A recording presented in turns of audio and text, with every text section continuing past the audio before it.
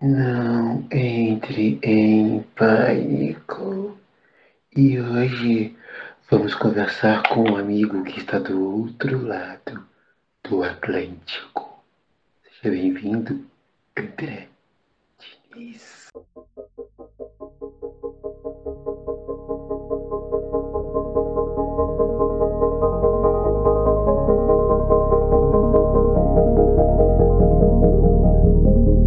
Muito bem, para você que está nos ouvindo, nos vendo pelas internets da vida, ao meu lado, né, quero sempre entro aqui, está o André Diniz. Explicando rapidamente, este senhor, ele é um pouco mais velho do que eu. Eu conheci há mais ou menos uns 10 anos, por aproximadamente 20 minutos, a qual ele me apresentou um quadrinho que ele estava fazendo, na verdade, estava fazendo uma web comics na época, que era o Mozinga. Conversamos rapidamente, eu falei que tinha um programa de rádio, e todo mundo estranha, porque é um programa de rádio que fala de quadrinhos. E de lá para cá, criou-se uma pequena amizade à distância. Só apertei a mão desse senhor uma única vez na minha vida. Porém, eu e o Anielo Júnior, da Rádio Utopia, né, meu parceiro durante bons programas, fizemos algumas enquetes, alguns programas sobre as obras do senhor André Diniz. Algumas vezes ele até ficava impressionado porque nós tínhamos visto coisas que nem ele tinha pensado. Né? Então, Edson e Anielo é uma dupla incrível na hora de falar muita coisa. Então, senhor André, por favor, apresente-se à Utopia TV, apresente-se aos nossos poucos, porém fiéis. Eu não sei mais o que fala ouvinte, acompanhante, seguidores, eu não sei mais que termo utilizar nos dias de hoje, mas aqui está nos ouvindo, nos vendo. Opa. Então, Edson, tudo certinho contigo? Não, um aperto de mão uma vez, não sei quando, mas o carinho fica e tá aí, amizade, parceria, isso que é gostoso, né? É melhor de fazer quadrinho, é isso, né? Se não é pelo Pô, dinheiro.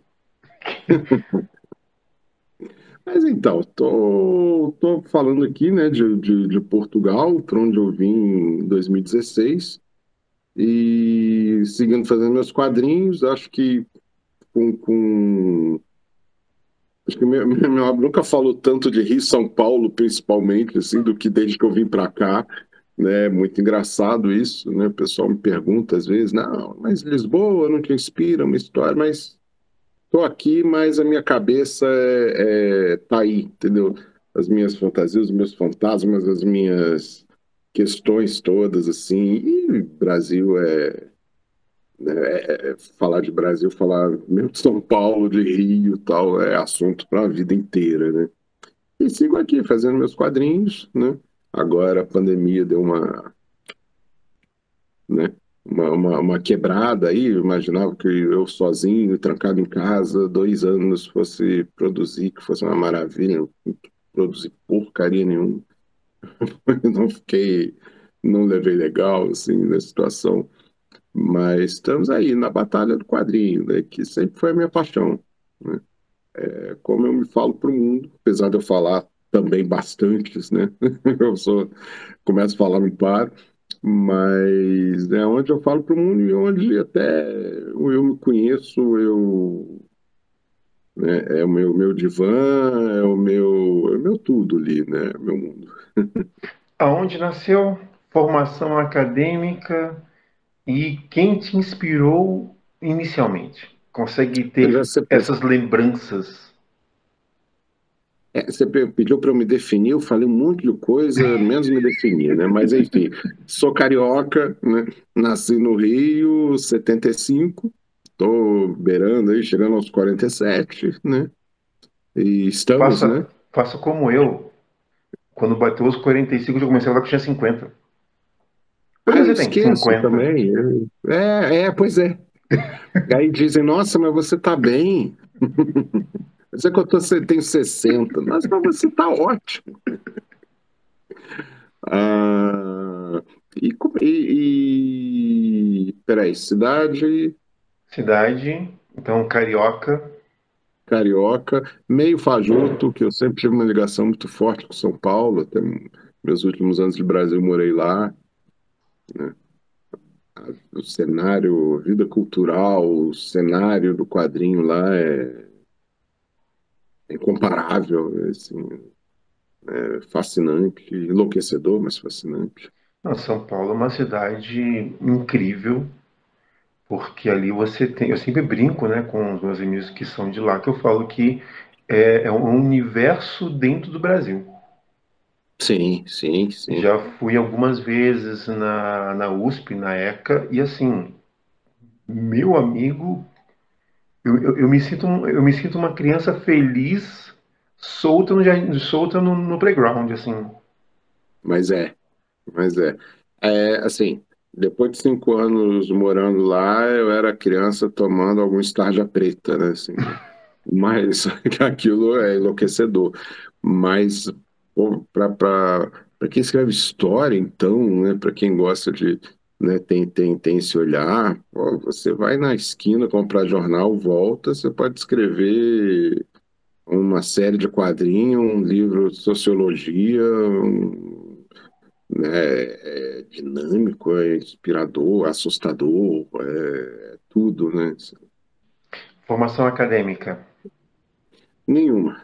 Ótimo. Comecei um monte, mas eu sempre tive muita dificuldade, assim, de sentar e seguir ali aquele programa, aquele... Pra você ter ideia, eu comprei 2 cursos no Doméstica, que a gente vê a hora que for aqui e tal, tudo, assim. Tô na segunda parte ali e não fui adiante, entendeu? Né? É, a Eu, minha pergunta, eu não queria te cortar mais te cortando. A minha pergunta, ela pode parecer besta, mas se você já pegou um quadrinho deste ser, a capacidade que ele tem muitas vezes de fazer recortes históricos e precisos, muitas vezes, óbvio que colocando a voz do artista, é de uma primazia, incluindo alguns quadrinhos em especial. Então, às vezes, quando você pega uma obra, você pode pensar, poxa vida, o cara tem uma visão artística, ele tem uma visão acadêmica, isso sem falar no traço desse cidadão, que nós vamos falar posteriormente. Mas o traço dele também não é um traço normal. Isso gera alguns problemas, nada porque comigo é normal, por mais que eu tente. quem às vezes não está muito acostumado sofre no comecinho. Uhum. Mas depois que você Sim. pega o ritmo, depois que você pega a narrativa, meu amigo, vira um prazer. Por isso que eu fiz a formação acadêmica, que muitas vezes as pessoas pensam que uma coisa está ligada à outra. O que, na verdade, muitas vezes, neste ramo a qual o senhor faz parte, e eu faço o prazer de observar e fazer algumas análises, a gente vai notando que não é bem por aí. Não.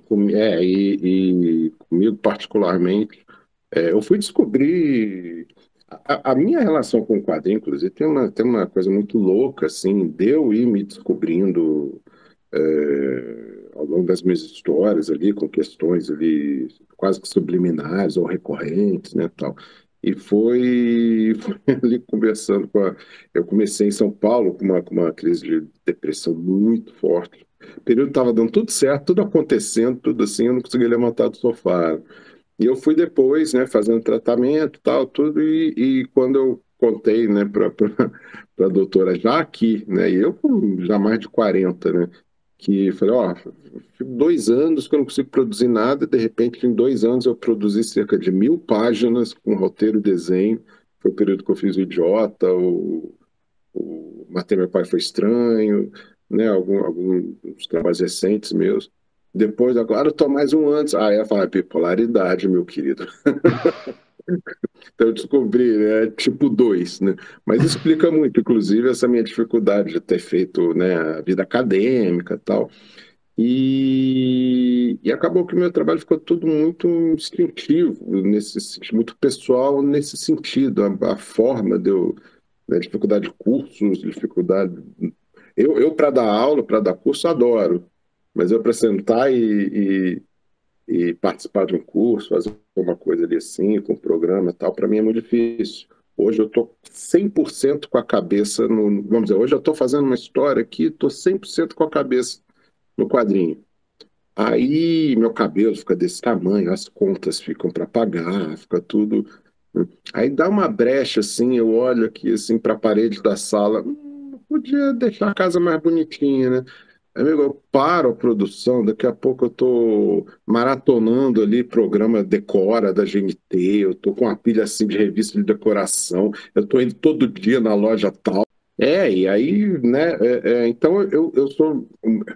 A minha maior qualidade, o meu pior defeito é a questão do hiperfoco, né? E aí, se eu me apaixono por um tema, como foi com alguns temas históricos, né? Aí eu vou de cabeça, assim,